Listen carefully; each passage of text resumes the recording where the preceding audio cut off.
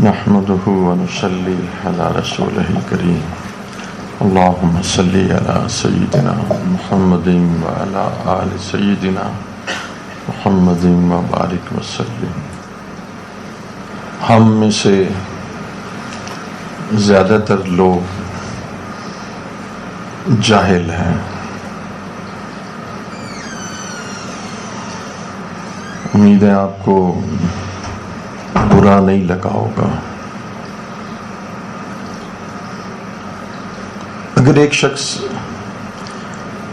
اپنے باپ کو ہی نہ پہچانے، اپنی ماں کو ہی نہ جانے، ان کے احسانات کو نہ جانے، اور ہمسائے کی تعریف کر رہا ہو، دوست و یاروں کی تعریف کر رہا ہو، اور ماں باپ کے احسانات کو جانتا ہی نہ ہو۔ ایک شخص نے اپنی ماں کی بڑی خدمت کی اور اس نے سوچا کہ میں نے اس کا حق ادا کر دیا۔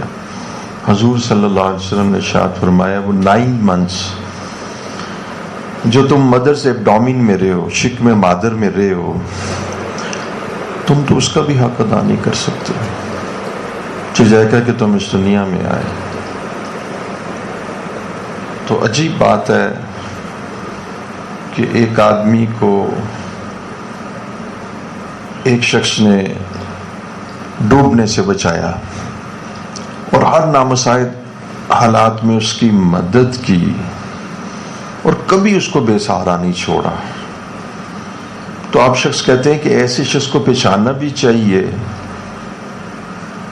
اور اس کے احسان کو ماننا بھی چاہیے، اور اس کے ساتھ اطاعت کا، نیکی کا برتاؤ کرنا چاہیے۔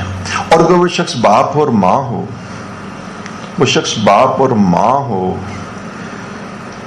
اس لیے اللہ جل شانہ نے قرآن پاک میں اپنے حقوق کے بعد ماں باپ کا تذکرہ کیا، وَبِالْوَالِدَيْنِ إِحْسَانًا، کہ ان کے ساتھ احسان کرو۔ تو سب سے زیادہ احسان اللہ اور اس کے رسول کے بعد انسان کے اوپر ماں باپ کے ہیں۔ اگر ماں باپ کو آدمی نہیں پہچانتا تو معاشرے کے اندر یہ شخص کوئی عقل مند شمار ہوتا ہے۔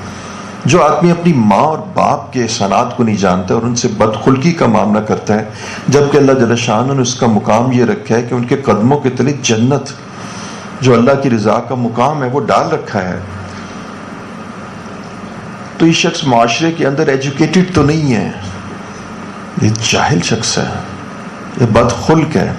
کوئی بھی معاشرہ اس کو برداشت نہیں کرے گا۔ میں نے ایک پی ایچ ڈی ڈاکٹر کو دیکھا جو اپنی ماں کو گالیاں دیتا تھا۔ آپ اس کو سویلائزڈ کہیں گے؟ تو میں آپ سے عرض کرنا چاہتا ہوں کہ جس ذات نے انسان کو پیدا کیا ہے، جس نے اس کو دل، دماغ، افئدہ، قلب اور بصارت اور سماعت اور سوچنے سمجھنے کی قوت اور انٹلیکٹ اور دماغ دیا ہے۔ ایک آدمی کہنے لگا میں سیلف میڈ ہوں، وہ سائنٹسٹ تھا، میں سیلف میڈ ہوں۔ میں نے کہا دیکھو میں بتاتا ہوں کہ تمہارے جو سکل ہے نا، سکل کھوپڑی کو کہتے ہیں، اس میں سے برین نکال دو، پھر دیکھو تم سیلف میڈ ہوتے ہو نہیں ہوتے۔ تم کیسے سیلف میڈ ہو؟ یہ لفظ جب میں سنتا ہوں تو کانپ اٹھتا ہوں کہ میں سیلف میڈ ہوں۔ اب دیکھیے جو برین کا سٹرکچر ہے جو اللہ جل شانہ ہے، آپ ایسے کیجئے، اب پورے انسان کے برین کو نا، اس کی فنکشننگ کو ڈسٹرب کر دیجئے، پھر سائنٹسٹ بن کے دکھائیے، پھر عالم بن کے دکھائیے، پھر آرکیٹیکٹ، پھر آرکیٹیکٹ بن کے دکھائیے۔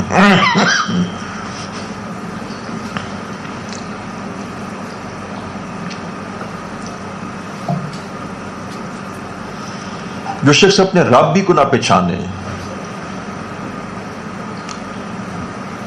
ایک شاعر لکھتا ہے کہ تم اسی کے آسمان کے نیچے پھرتے ہو، اسی کی زمین کے اوپر زندگی گزارتے ہو، اسی کا بنایا ہو پانی پیتے ہو، جو پھل ہے وہ بھی تم اسی کا کھاتے ہو، ویجیٹیبلز بھی اس کی کھاتے ہو، آنکھیں بھی اس کی بنائی استعمال کرتے ہو۔ تمہاری ماں نے تمہاری آنکھیں بنائی تھی، باپ نے بنائی تھی، تو جو مادر ساتھ اندھا ہے اس کے ساتھ کیا واقعہ ہوا؟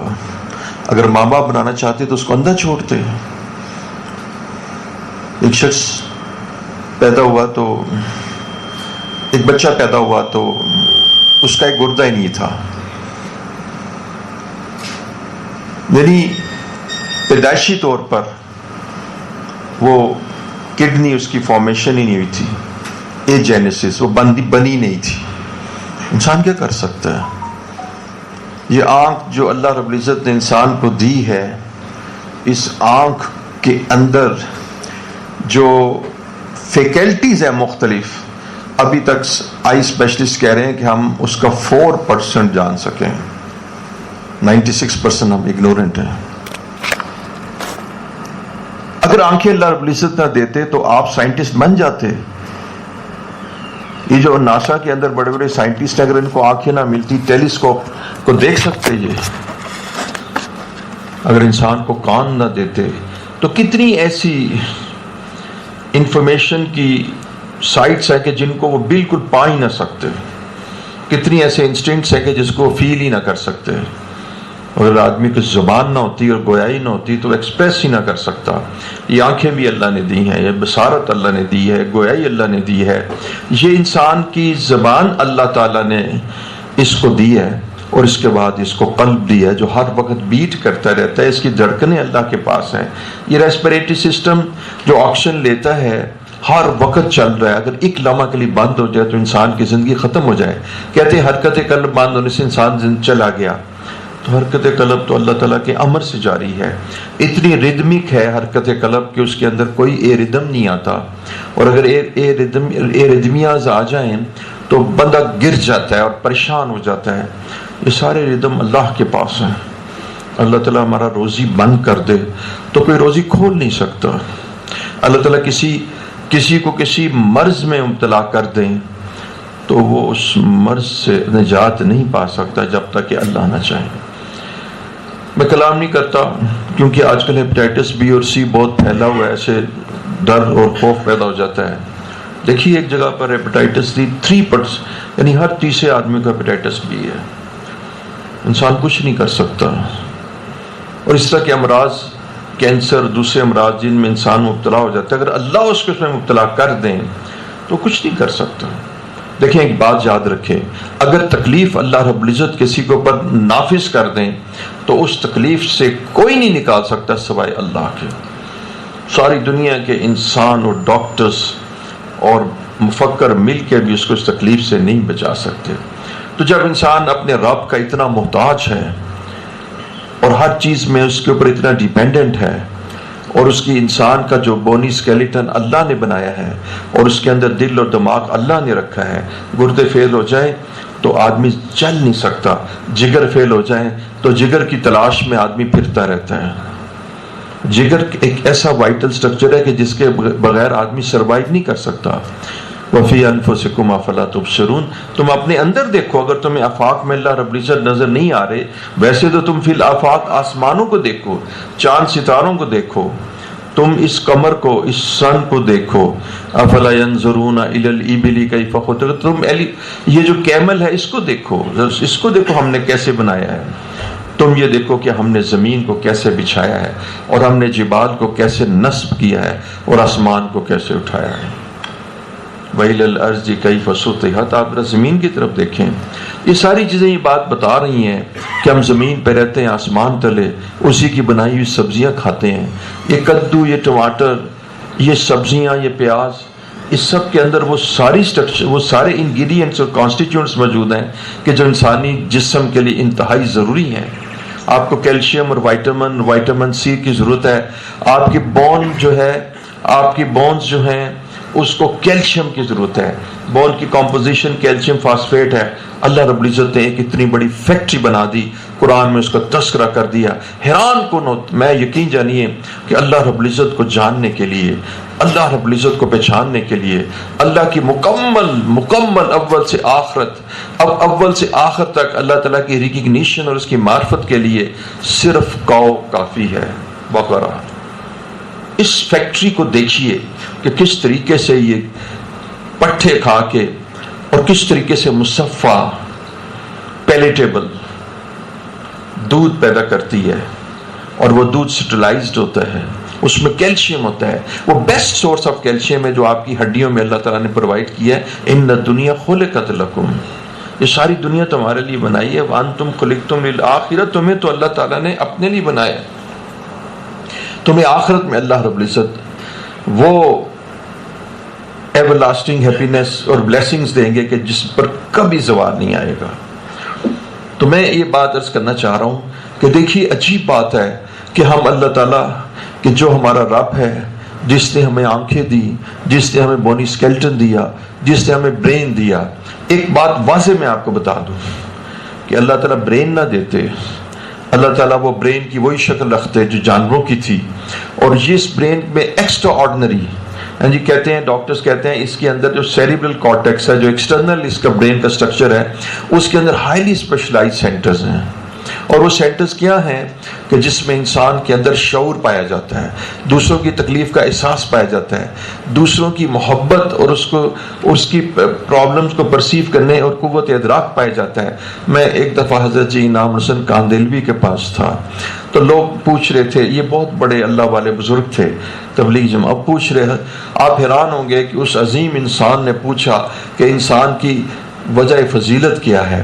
کسی نے کہا عبادت، تو علماء ہی تھے، انہوں نے کہا عبادت تو فرشتے اتنی کرتے ہیں کہ ہم جب شروع سے کوئی رکوع میں ہے کوئی سجدے میں تو نہیں. کسی نے کہا تقوی اور گناہوں سے بچنا، ان کا فرشتے تو گناہ کر ہی نہیں سکتے. تو یقین جانی اس عظیم انسان نے کہ جس کو دین کی اصل سمجھ اور فہم اور بصیرت حاصل تھی، فرمانے لگے کہ بجائے انسان، بجائے اشرف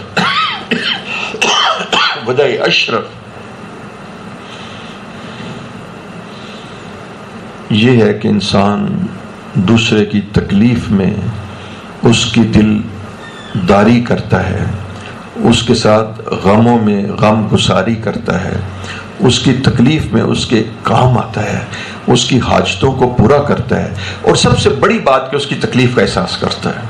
اس تکلیف کا احساس کرنے کے جو سینٹرز ہیں وہ highly specialised centre cerebral cortex brain کی جو ایکسٹرنل کورنگز ہیں اس میں موجود ہیں، اور یہ جانوروں میں نہیں پائی جاتے. تو ہم یہ کہا کرتے تھے کہ انسان سیریبرل کارٹیکس کی وجہ سے افضل ہے کیونکہ اس کی ایکسٹرنل کورنگ میں وہ ہائیلی اسپیشلائز سینٹرز ہیں کہ جن کے اندر محبت، جن کے اندر درد اور غم، وہ چیزیں پائی جاتی ہیں. تو آپ کو میں بتاؤں کہ اگر یہ برین کہتے ہیں نا برین ہیمریج ہو گیا، برین میں کلاٹ آ گیا اور برین ڈیڈ ہو گیا. ایک آدمی کی ساری چیزیں چل رہی تھی تو وہ نہیں رسپانس دے رہا تھا لیکن سانس بھر رہا تھا. انہوں نے کہا جس کا برین سکین دیکھو، انہوں نے کہا جی برین ڈیڈ ہے. انہوں نے کہا اس کو لے جاؤ، اٹھا لو. سانس بھی چل رہا تھا، کڈنیز بھی چل رہی تھی، سب. ان کا برین ڈیڈ ہو گیا. جب انسان کا برین جو اللہ رب العزت نے بنایا ہے، جو ہائیلی اسپیشلائز کمپیوٹر ہے، اور کمپیوٹر کے سارے جو پرنسپلز ہیں وہ برین کو سامنے رکھ کے، ریٹینشن، ریکال، ڈیلیشن، یہ سب چیزیں برین کو سامنے رکھ کے بنائی گئی ہیں.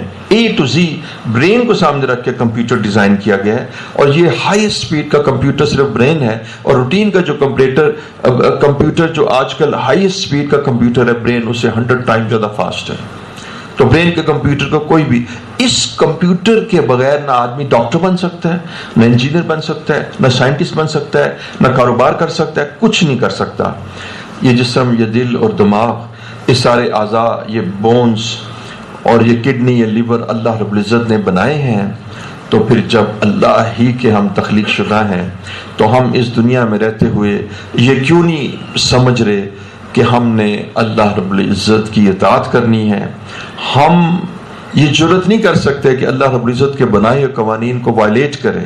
افحسبتم انما خلقناکم عبثا، تم سمجھتے ہو کہ ہم نے تمہیں بے مقصد پیدا کیا اور تم ہم تک لٹائے نہیں جاؤ گے؟ تم ہم تک لٹائے جاؤ گے. انا للہ، ہم تو اللہ تمہارے لیے ہیں، آپ کے لیے. وانا الیہ راجعون، اور ہم آپ کے پاس قریب آنے والے ہیں.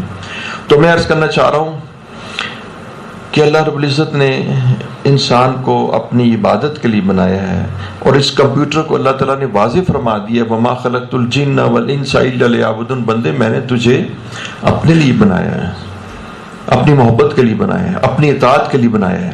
میں نے تجھے اس لیے بنایا ہے کہ تو میری بات مان کر چلے.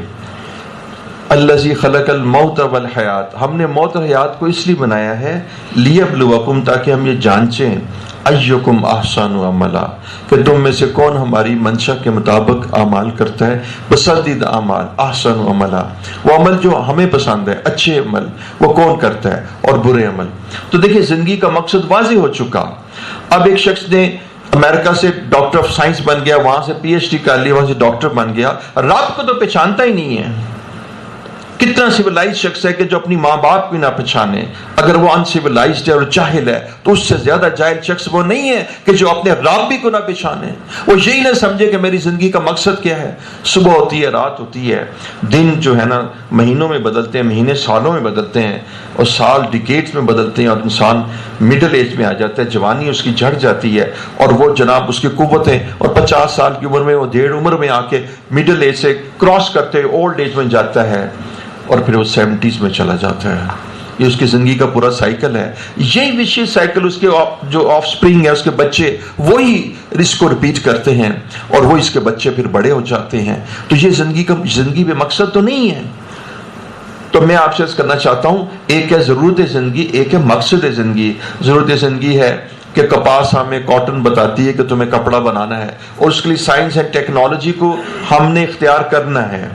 تو اس لیے سائنس اینڈ ٹیکنالوجی پہ وہی نہیں آتی، یہ انسان اپنی عقل سے اس کو عقل سے سیٹل کر لیتا ہے۔ اس لیے قرآن مجید میں ان کفار کے بارے میں آیا ہے یعلمون ظاہرا من الحیات الدنیا، دنیا کی ظاہری زندگی کو تو خوب جانتے ہیں، خوب معلوم ہے کہ پل کیسے بنانے ہیں، 101 منزلہ مکان کیسے اٹھانے ہیں، ان کو معلوم ہے کہ سیٹلائٹ کے ذریعے سے آواز کیسے پہنچانی ہے، آپٹک فائبر کے ذریعے سے کس طرح اس کو لینا ہے، یہ سب چیزوں کو جانتے ہیں۔ وَهُمْ عَنِ الْآخِرَةِ هُمْ غَافِلُونَ، اگر نہیں جانتے تو اپنے مقصد زندگی کو نہیں جانتے، آخرت کو نہیں جانتے، آخرت سے غافل ہے۔ تو دیکھیے اب دو چیزیں ہیں، ایک ہے ضرورت زندگی۔ یہ ضرورت زندگی بہت اہم ہے، اس لیے کہ ہم محتاج ہیں، ہمیں روٹی کی ضرورت ہے، کپڑے کی ضرورت ہے۔ ان ضرورتوں کو پورا کرنے کے لیے ہم نے معاش کے لیے کسب اختیار کرنا ہے، ہم نے پڑھنا ہے، پڑھانا ہے، لیکن ان تمام کو ہم ضرورت کے درجے میں رکھیں اور یہ سمجھیں کہ یہ ہمارا مقصد نہیں ہے۔ تو ضرورت زندگی کو ضرور پورا کیجیے، اس کو پورا کرنے کا حکم ہے اور اس کو پورا کرنے کا اجر بھی ہے، کیونکہ جو آدمی کسب حلال اختیار کرتا ہے تو اس کو اللہ تعالیٰ اس کے لیے بہت احادیث میں فضیلت ہے اور اس کا حکم ہے۔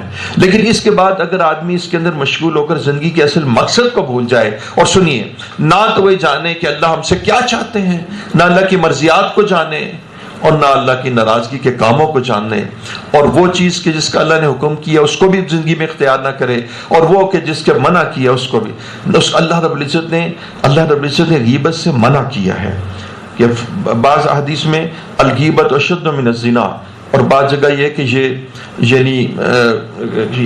یعنی اپنے جیسے قرآن میں کہ مردار بھائی کے گوشت کھانے کی مالک، اس قدر کراہت اس سے بتائی گئی، منہ کے اوپر تانا دینا یہ بہت ناپسندیدہ ہے، کسی کی عیبوں کو مشتہر کرنا بہت ناپسندیدہ ہے، تکبر سے کلام کرنا اتنا ناپسندیدہ ہے کہ تکبر اللہ رب العزت کی جو ہے چادر ہے، اور متکبرین کبھی جنت کی شکل بھی نہیں دیکھیں گے۔ حسد سے انسان کی ساری نیکیاں چلی جاتی ہیں، کینہ اور بغض سے لیلۃ القدر میں دعا نہیں قبول ہوتی، اور ریا کے ساتھ سارے اعمال ختم ہو جاتے ہیں۔ اس زندگی کی وہ اشیاء ہیں کہ جن کو ہم نے سیکھنا ہے۔ قرآن کہتا ہے وَذَرُوا ظَاهِرَ الْإِثْمِ وَبَاطِنَهُ، ظاہری گناہ بھی چھوڑ دو، باطنی گناہ بھی چھوڑ دو۔ نہ ہمیں ظاہری گناہوں کا پتہ ہے، نہ ہمیں باطنی گناہ کا پتہ ہے، سود ہم لے رہے ہیں اور اس کے بارے میں ہمارے پاس بہت سارے دلائل ہیں جس کی کوئی بنیاد نہیں ہے، اور ہمارے ہاں چیزوں میں ایڈلٹریشن ہے، یعنی ملاوٹ ہے۔ ملاوٹ کرنا جو ہے وہ کبیرہ گناہ ہے۔ ہم بس کیا کہتے ہیں، سٹاک کو پول کر لیتے ہیں۔ تو ہمارے زندگی کے بہت سارے شعبے ایسے ہیں، ایک بہت کثرت سے شعبے ایسے ہیں کہ جس میں ہم اللہ رب العزت کا امر نہیں جانتے، اللہ کا حکم نہیں جانتے، نہیں معلوم کہ اللہ تعالیٰ کن چیزوں سے ناراض ہوتے ہیں، نہیں معلوم کہ کن چیزوں سے اللہ تعالیٰ نے منع کیا ہے۔ ہم وراثت کو تقسیم نہیں کرتے۔ آپ یقین جانیے کہ سود کے بعد یہ آدمی سمجھتا ہے کہ سب سے زیادہ اللہ جل شانہ نے جس چیز پر ایمفسس دی ہے اور جس پر بہت زیادہ یعنی توجہ دلائی ہے کہ بھئی تم وراثت کو شریعت کے مطابق تقسیم کر لو۔ وراثت کے احکامات اتنے ہیں کہ وراثت جو ہے نصف دی ہیں، ہم وراثت کو تقسیم نہیں کر رہے. تو ہمیں نہیں پتا کہ اللہ رب العزت ہم سے کیا چاہتے ہیں اور اللہ رب العزت ہم سے کس چیز کی ممانعت کر رہے ہیں. اللہ تعالیٰ کی مرضیات، ایک لفظ ہم استعمال کرتے ہیں، اللہ کی مرضیات کو جاننا اور اللہ کی نامرضیات کو جاننا، اس کو علم دین کہتے ہیں. اللہ تعالیٰ کے اوامر کو جاننا کہ اللہ تعالیٰ کے امر کی جمع اوامر، کہ اللہ تعالیٰ کے احکامات کو جاننا کہ وہ ہمیں نماز کا حکم دیتے ہیں، وہ ہمیں سچ بولنے کا حکم دیتے ہیں، وہ ہمیں امانت کو قائم رکھنے کا، اس میں خیانت نہ کرنے کا حکم دیتے ہیں، وہ ہمیں رمضان کے روزوں کا حکم دیتے ہیں، وہ ہمیں ماں باپ کی اطاعت کا حکم دیتے ہیں، وہ غریب کو، مسکین کو، بھوکے کو کھانا کھلانے کا حکم دیتے ہیں، وہ مریض کی عیادت کا حکم دیتے ہیں. تو اللہ رب العزت کے منشا کو اور ڈوز کو اور اوامر کو جاننا، اس کا نام علم دین ہے. اور اس کے ساتھ ساتھ یہ کہ کن چیزوں سے اللہ تعالیٰ پرہیز بتاتے ہیں کہ اس کو ترک کر دو، اس کو ترک کر دو، اس کو ترک کر دو. زنا نہ کرو، شراب نہ پیو، سود نہ لو، رقص اور مخلوط مجالس میں فحاشی کے جتنی اشیاء ہیں ان سے بچو. اللہ رب العزت کو فاحشہ سے بہت زیادہ ناگواری ہے. پاک دامنی کی زندگی اختیار کرو. تو عزیزان گرامی، آپ بہت خوش نصیب ہیں، آپ تشریف لائے ہیں اور میں نے صرف ایک آئینہ دکھانے کی کوشش کی ہے کہ ہم حقیقت میں اللہ رب العزت کی منشا کو نہیں جانتے، اللہ تعالیٰ کے میسج اور پیغام کو نہیں جانتے. رسول اللہ صلی اللہ علیہ وسلم کی شکل میں اللہ رب العزت نے جو ہمیں زندگی گزارنے کا ایک اسوہ حسنہ رول ماڈل دیا، اس کو نہیں پہچانتے. ہم نے اس بات کی کوشش نہیں کی کہ ہم یہ جان سکیں کہ اللہ تعالیٰ ہم سے کیا چاہتے ہیں. عجیب بات ہے کہ ہم مکمل کے مکمل اللہ کے تیار کردہ ہیں، اسی کے پیدا شدہ ہیں، اور ہماری زندگی اور موت اسی کے ہاتھ میں ہے، ہماری دل کی دھڑکنیں اسی کے ہاتھ میں ہیں، رزق بھی وہی دیتا ہے. یہ ہماری اجناس اس نے بنائے ہیں اور ہمارا گندم اس نے بنایا ہے اور یہ لوہا اس نے اتارا ہے. اور یہ جو ہم جتنی بھی سائنٹیفک ایڈوانسمنٹس کرتے ہیں، اس کے اندر جتنی اشیاء ہم استعمال کرتے ہیں، چاہے پل بنانے میں، وہ ساری کی ساری چیزیں اللہ رب العزت نے زمین پہ رکھی ہیں. یہ سوئی گیس اللہ تعالیٰ نے نکالی ہے، لکڑی کو جلانے کے قابل اللہ نے دی ہے، ماچس کا فاسفورس اللہ نے بنایا ہے کہ جس کی رگڑ سے آگ پیدا ہوتی ہے، وہ ہماری تمام ضرورتوں کو پورا کرتا ہے. ہمیں اپنی جے ڈی کا نہیں پتا. ایک شخص ملٹی نیشنل کمپنی کے اندر اپنے سارے اپنے بینیفٹس کو جانتا ہے، اپنی پے کو جانتا ہے، لیکن اس کو یہ نہیں پتا کہ میری جاب ڈسکرپشن کیا ہے.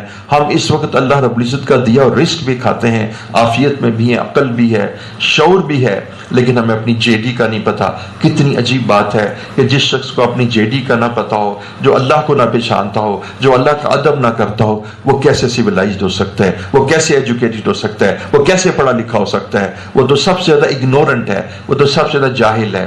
آپ تشریف لائے ہیں، آپ کے آنے کی خوشی اس کا میں اندازہ نہیں کر سکتا کہ میرا دل کتنا خوش ہے اور آپ کے لیے کتنی دعا کروں گا اور تہجد میں بھی آپ کے لیے دعا کروں گا.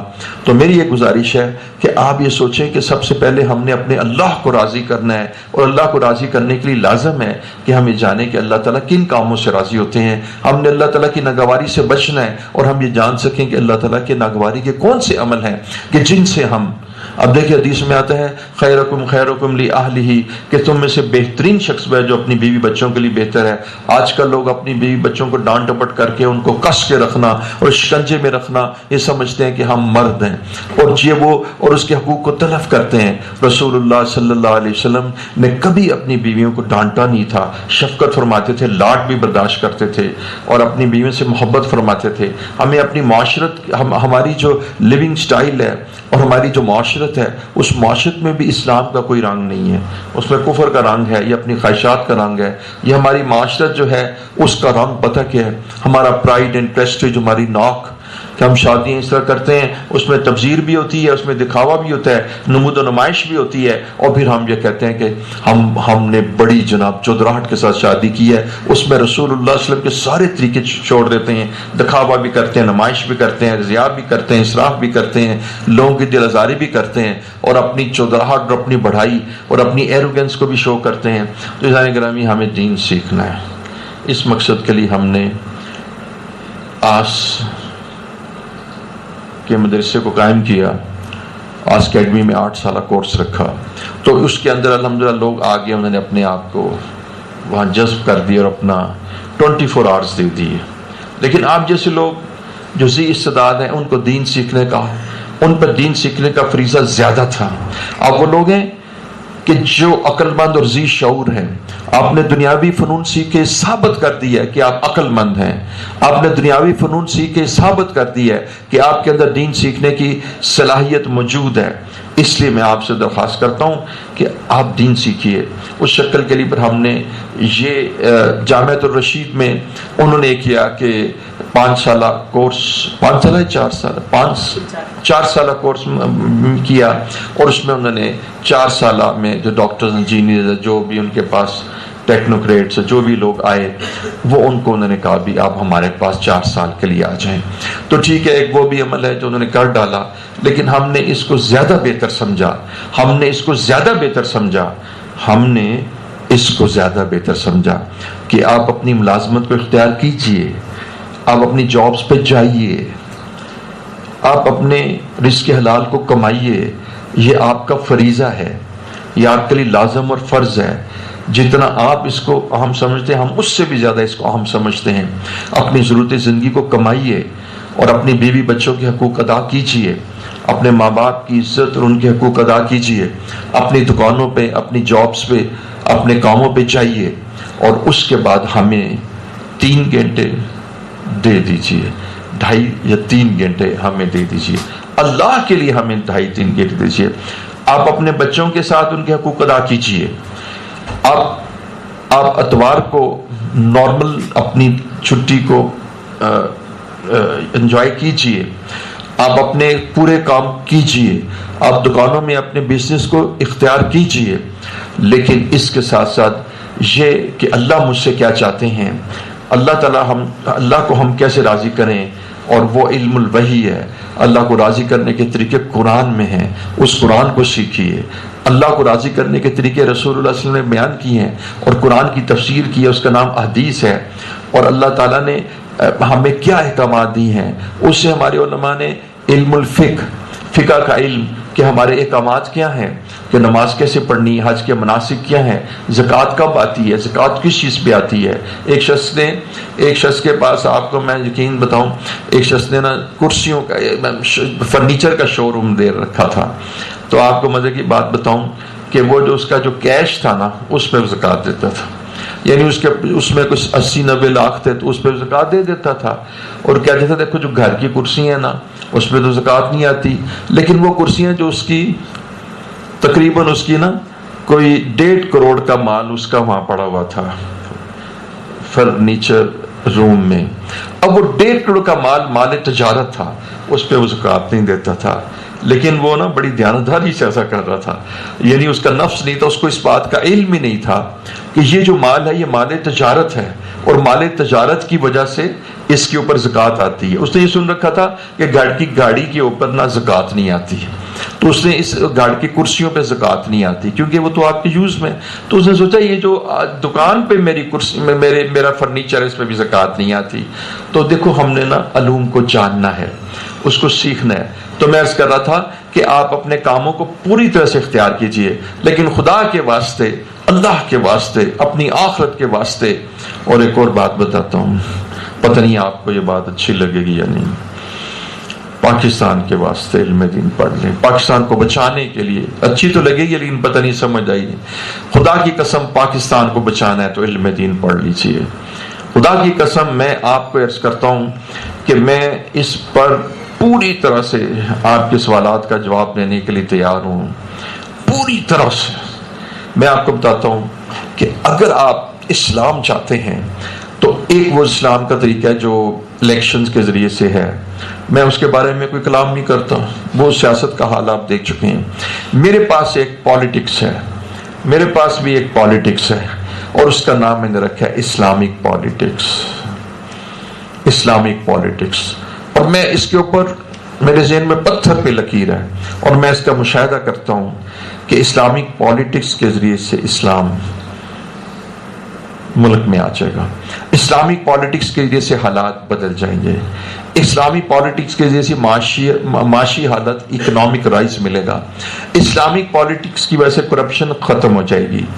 اسلامک پالیٹکس کی وجہ سے جتنے بھی موجودہ مسائل ہیں، لوڈ شیڈنگ کے، ٹرانسپورٹیشن کے، یہ سارے کے سارے حل ہو جائیں گے۔ جتنے بھی انسان کے جس ڈپارٹمنٹ کے جس واک آف لائف میں جو مسئلہ ہے وہ اسلامک پالیٹکس کے ذریعے سے ختم ہو جائے گا۔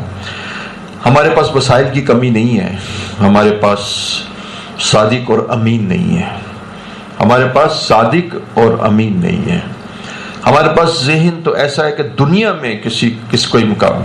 ہماری بچیاں جو OA لیول کر رہی ہیں اس کے بارے میں رپورٹ ہے کہ پوری دنیا کے اندر اس انٹلیکٹ کی بچیاں موجود رہی ہیں۔ ناسا کے اندر ہمارے لوگ جو کام کر رہے ہیں وہ پاکستانی مسلمان ہیں اور تبلیغی جماعت کے ہیں۔ ہماری اسلامک پالیٹکس کیا ہے؟ اس پالیٹکس کے ذریعے سے ہم ہر شے کو حاصل کر لیں گے۔ وہ جو دوسرے لوگ دوسرے ذرائع سے آتے ہیں، ہم ان کے ذرائع کی نفی نہیں کرتے، ان کے کام کو ہم ایک اچھا کام سمجھ کر ان پر چھوڑ دیتے ہیں، لیکن سال گزر گئے، یعنی 60-70 سال گزر گئے، وہ اپنے مقاصد میں کامیاب نہیں ہو سکتے۔ اسلامک پالیٹکس کیا ہے؟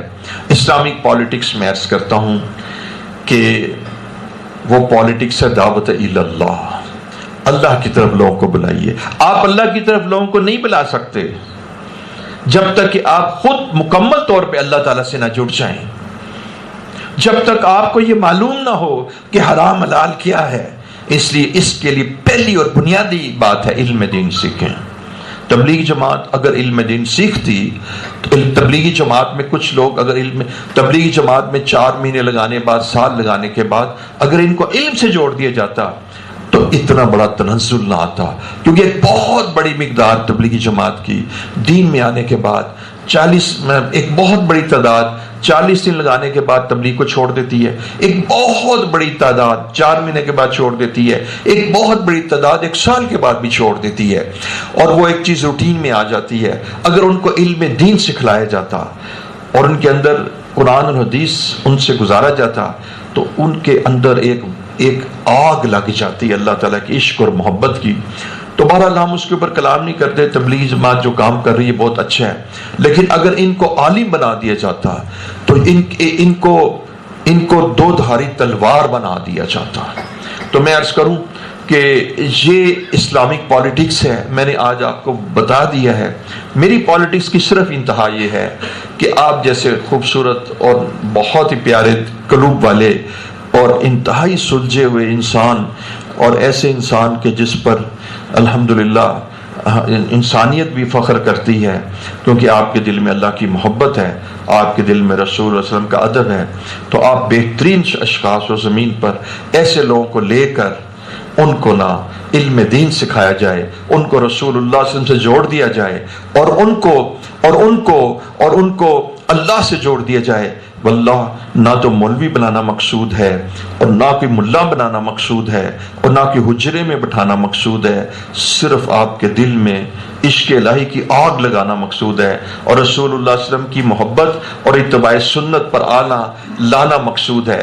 اس کے بعد آپ اپنا کام کیجئے، اس کے بعد آپ اپنا دین کا کام کیجئے، اس کے بعد آپ اپنا دنیا کا کام کیجئے، اپنے بچوں کو دین سکھلائیے، اپنے کاروبار کو شریعت کے مطابق کیجئے، اپنے سارے دنیاوی کاروبار کو اسی طرح کرتے چلے جس طرح کر رہے ہیں، سوائے اس کے کہ اپنے بڑوں سے پوچھ کر کہ یہ کاروبار کی اس کی is it whether it is in accordance with سننا، اس کی کمپلائنس ہے، یہ شریعہ کمپلائنٹ ہے، اس کے اندر سود تو نہیں ہے، یہ بے فاسد تو نہیں ہے، یہ جو ہمارا طریقہ کار ہے اس میں سود اور اس میں حرام مال کی مزج تو نہیں ہے۔ میں آج بھی وہ منہاج العابدین کے الفاظ مجھے یاد ہیں جو امام غزالی کی کتاب ہے، کہ فرماتے ہیں کہ قسم ہے اس ذات کی، حضور صلی اللہ علیہ وسلم فرماتے ہیں قسم ہے اس ذات کی کہ جس کے دست قدرت میں محمد صلی اللہ علیہ وسلم کی جان ہے، کہ آدمی ایک لقمہ حرام کا کھاتا ہے 40 دن تک اس کی عبادت قبول نہیں ہوتی۔ پھر ہم کہتے ہیں ہم پریشان ہیں، ہمارا کنٹینر پھنس جاتا ہے، ہماری ڈیل ہوتے ہوتے رک جاتی ہے، لیکن جو چیز ہم کھا رہے ہیں اس کے اندر حرام ہوتا ہے، برکت تو اٹھ جاتی ہے۔ اس لیے آپ نے کاروبار نہیں چھوڑنا، شریعت کاروبار نہیں چھڑواتی، شریعت کی نگاہ بہت وسیع ہے۔ شریعت انگلش اور لینگویجز اور لیٹسٹ نالج اور لیٹسٹ سائنس اینڈ ٹیکنالوجی اس کو نہیں چھڑاتی. شریعت ٹیکنالوجی کو پروموٹ کرتی ہے, شریعت ٹیکنالوجی کو پروموٹ کرتی ہے, شریعت ٹیکنالوجی کو انکریج کرتی ہے. اور حضرت عمر رضی اللہ تعالیٰ عنہ ٹیکنالوجی کو اور انکریج کرتے تھے. وہاں اس زمانے میں ایسے ٹاؤن پلانرز تھے کہ جو پلاننگ کرتے تھے. جو پہلا بحری بیڑا بنا, حضرت عمر رضی اللہ تعالیٰ نے اس کو سارا ڈیزائن کیا. میں آپ کو بتانا چاہتا ہوں, آج بھی صحابہ ہوتے تو لیٹسٹ ٹیکنالوجی کے ساتھ یعنی اپنے آپ کو لیس کر دیتے. تو شریعت میں ٹیکنالوجی ان چیزوں کی کوئی ممانعت نہیں ہے. دیکھیے آپ نے اینک لگائی ہوئی ہے, آپ نے اینک لگائی ہوئی ہے, اور بچوں نے تو اس سے زیادہ اینکیں لگائی ہوتی ہیں. آپ کو 6x6 کر دیا جاتا ہے تاکہ آپ قرآن پڑھیں. یہ لیٹسٹ ٹیکنالوجی ہے. یہ آئی کی ساری فنکشننگ کو انڈرسٹینڈ کرنے کے بعد انسٹرومنٹیشن کے ذریعے سے ایک ڈاکٹر کے علم کو حاصل کرنے کے بعد آپ کو اس قابل کیا جا رہا ہے کہ آپ 6x6 ہیں اور آپ علم دین پڑھ سکتے ہیں, آپ قرآن پڑھ سکتے ہیں, آپ سائنس اینڈ فزکس پڑھ سکتے ہیں. یہ ٹیکنالوجی کے ایڈوانسمنٹس ہیں جی. تو یہ اللہ رب العزت کو پسند کرتے ہیں. آپ کو ایک عجیب بات بتاؤں, عباس بھائی بیٹھے ہوئے ہیں, میں بڑا ہی محسوس ہوا, اور میں ایسے ہی اب ذرا غیر رسمی سی بات کر رہا ہوں کہ مجھے وہ ڈاکٹر نے کہا کہ آپ نا انسولین پہ شفٹ ہو جائیں. مجھے ڈائبٹیز سے تو میں نے کہا ٹھیک ہے, اس میں کیا اللہ تعالیٰ کا شکر ہے, اللہ تعالیٰ کا شکر تھا. اب دیکھیے مجھے یہ تھا کہ انسولین کے لیے نا وہ انجیکٹ تو کرنا پڑتا ہے, تو ایک نارمل سی بات ہے, جیسے فطری سی بات ہے, آدمی اس پرک کو بھی اوائڈ کرتا ہے. تو مجھے ایک ساتھی نے نا انسولین پین لا دیا. اچھا وہ انسولین پین لا دیا تو آپ حیران ہوں گے کہ میں اس قدر حیران ہوا. میں مدینہ منورہ میں تھا, یعنی میں نے رمضان سے پہلے نا میں نے وہ لے لیا. اب انسولین پین کے اندر نا جو اس کا پروسیجر تھا, تو آپ یقین جانیے وہ انسولین میں وہ پین میں وہ انسولین بھری تھی, اور اس کو آپ نے یونٹس کو روٹیٹ کر کے یونٹس لانا تھا, اور اس کے بعد آپ نے ایک بڑی مائنیوٹ سی اتنی تھی کہ اگر آپ بھی لگا رہے ہیں تو اس کی پتہ ہی نہیں لگتی. وہ لگا کے میں نے نا آرام سے ادھر لگا لی. جب میں نے لگایا تو اس کے جانے کا بھی پتہ نہ لگا, اس کے نکلنے کا بھی پتہ نہ لگا. تو آپ حیران ہوں گے کہ میں نے کہا یا اللہ, یہ جس نے انسولین پین بنایا ہے اب معلوم نہیں وہ کرسچن ہے, جیو ہے, اللہ رب العزت تو اس کو ہدایت دیتے. یعنی اس کی جو افادیت کو میں نے نوٹ کیا کہ میری زندگی کی ایک ضرورت کو اس نے آسان کیا, میری مشقت کو دور کیا. میں جو اس کو بھر کے تو اسے لگا رہا تھا, تو مجھے ایسے لگا کہ وہ آلریڈی آپ اس کو فریج میں رکھ دیں اور چھوٹے سے پرک کر دیں, آپ کو پتہ بھی نہیں لگتا اس کی پرک کا, اتنی مائنیوٹ سے اس کی نیڈل ہے. اب دیکھیے انسولین لگا, انسولین ایک نارمل ہارمون ہے کہ جس کے بغیر آپ کا میٹابلزم نہیں ہوتا. تو اب انسولین کو بنانا, انسولین کو لگانا دونوں آسان کر دیا. یوں قرآن پڑھنا اور نماز پڑھنے میں جو قوت چاہیے تھی وہ اس طریقے سے ہمیں فراہم کر دی. تو اسلام اس کو پروموٹ کرتا ہے, اسلام اس کو. تو میں خود اپنے اوپر حیران تھا کہ میرا دل اس قدر شکر گزار کیوں ہوا. شکر گزار تو اللہ کا ہوا, میں نے اللہ کا شکر ادا کیا کہ میرے لیے مشکل مرحلہ آسان ہو گیا, اور میں اس کو روٹین میں لے لیا میں نے. اور اس کے بعد میں نے جب دوبارہ اس کو لگانا چاہا تو میں نے کہا یا اللہ جس نے پین بنایا نا اس کو ان بھی ہدایت دیتے. تو عزیزان گرامی, آپ اپنا پورا کام کاج کیجئے, لیکن آپ اللہ کے دین کو بھی پڑھیے, اللہ کے دین کو بھی سیکھیے. اور دیکھیے یہ چند لمحے آپ ہمیں دے دیجئے اور اپنا پورا کام کیجئے. ایک بات, دوسری 3 باتیں کروں گا. دوسری بات صرف یہ ہے کہ اس کو نہ آپ زندگی کا مقصد بنا لیجئے, اس کو آپ کر گزریے, اس کو زندگی کا مقصد بنا لیجئے. ساری آپ سمجھیے کہ ساری زندگی آپ نے پڑھنا ہے, ساری زندگی اللہ کو راضی کرنے کے طریقے آپ نے سیکھے. دوسری بات ہے.